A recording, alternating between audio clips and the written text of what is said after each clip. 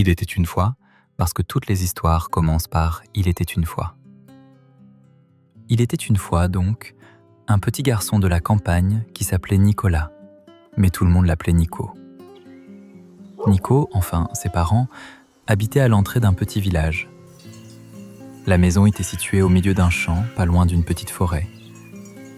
Nico aimait bien jouer au ballon dans ce champ, près de la forêt, mais il n'avait pas le droit de rentrer dedans, car ses parents voulaient l'avoir à l'œil à tout moment. Un jour, en jouant, Nico aperçut un renard tout près de la lisière de la forêt.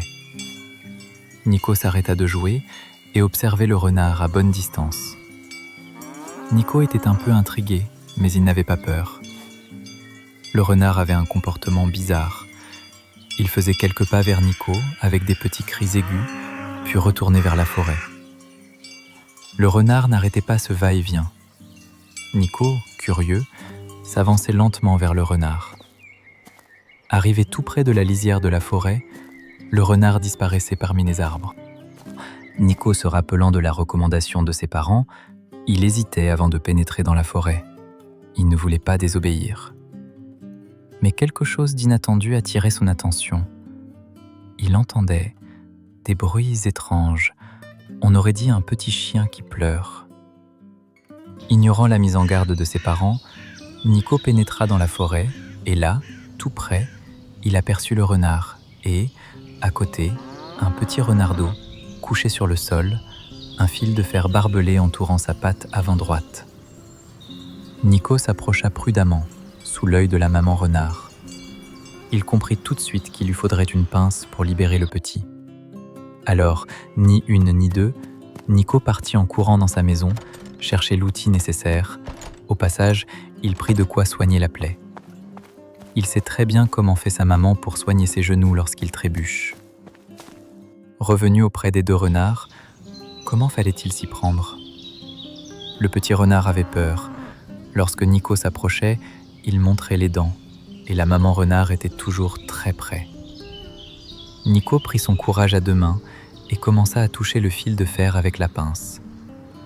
Le petit renard mordillait la pince, mais sans agressivité. Nico arriva à enlever le fil de fer. Il mit du désinfectant sur la plaie, fit un pansement et recula. C'est à ce moment que Nico remarqua le papa renard caché dans l'ombre des arbres. La maman renard se mit à sentir le pansement et le petit renard se leva. Il avait du mal à marcher, mais ils s'éloignèrent quand même tous les deux et s'enfoncèrent dans la forêt. Du coup, Nico se retrouva tout seul. Alors il rentra chez lui et raconta l'histoire à ses parents.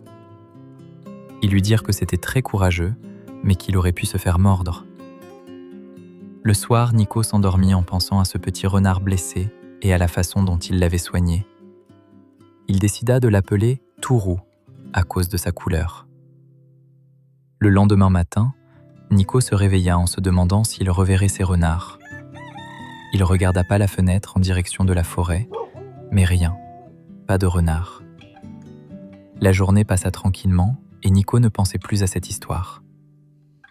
En fin d'après-midi, jouant tranquillement dans le sable devant la maison, Nico aperçut la maman renard à l'orée de la forêt. Il décida d'aller voir. Il prit au passage la trousse à pharmacie. Arrivé près du renard, il aperçut Tourou. Le pansement était parti et la patte légèrement levée. Nico décida de s'approcher prudemment pour soigner la blessure. Tourou se laissa faire et les deux renards repartirent comme la veille. Cela dura quelques jours, puis plus rien. Plus de nouvelles des deux animaux. Nico grandit, les années passèrent. Nico fit des études de vétérinaire, fonda une famille, fit construire une jolie maison à côté de celle de ses parents. Il n'a jamais oublié cette belle histoire qu'il avait vécue lorsqu'il était enfant.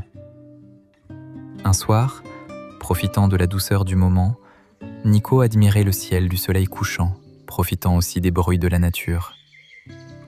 C'est alors qu'il aperçut un renard qui sortait de la forêt et qui le regardait. Cela dura quelques instants et le renard se mit en marche vers Nico. Nico décida de ne pas bouger pour voir jusqu'où l'animal s'approcherait. Le renard avançait, lentement. Il s'arrêta à 2 ou 3 mètres de Nico. Nico s'assit en tailleur et attendit que le renard prenne l'initiative. Pendant quelques secondes, qui lui parurent longues, Nico essayait de voir si la patte avant droite du renard avait une blessure ancienne. Pas facile, mais soudain le renard se coucha lui aussi, les deux pattes avant devant lui, et là, miracle. Nico reconnut Tourou. Nico avança prudemment sa main en direction de Tourou. Tourou sentit la main, frotta son museau, puis il se leva pour retourner dans la forêt. À ce moment-là, Nico comprit qu'il ne reverrait plus jamais Tourou. Il était venu lui dire merci.